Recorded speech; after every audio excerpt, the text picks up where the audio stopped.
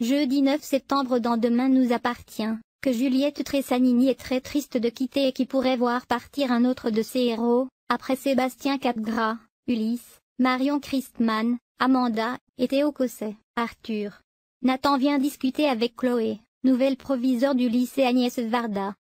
Le jeune homme lui révèle qu'il a entendu Clément, quelques heures avant sa mort, se prendre la tête avec une fille dans les toilettes. Il pense avoir reconnu la voix de Mathilde.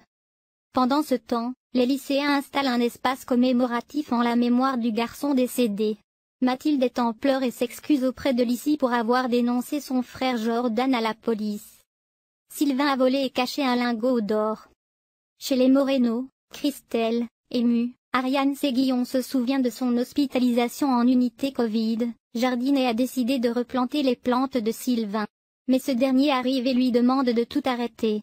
Christelle refuse. Elle découvre alors qu'un lingot d'or est enterré là. Christelle demande des explications à son époux. Sylvain lui raconte qu'il a volé un lingot d'or durant la prise d'otage, alors qu'il s'apprêtait à quitter le Spoon. Christelle exige que Sylvain ramène le lingot à la police. Sylvain s'exécute alors et poste le lingot d'or via un envoi postal. Plus tard, il retrouve Christelle à l'hôpital qui lui annonce avoir changé d'avis. Elle aurait bien aimé partir en vacances avec le lingot d'or. Elle s'en veut. Il décide alors de braquer la boîte postale et récupère le colis dans lequel se trouve le lingot d'or, qu'ils vont pouvoir échanger à un contrebandier. À eux les vacances à Deauville.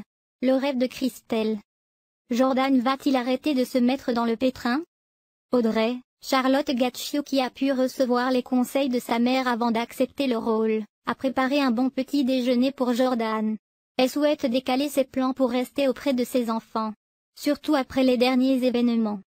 Mais Jordan, qui est Maxime l'élu, refuse. Il lui assure qu'il est innocent et que sa mère peut partir l'esprit léger.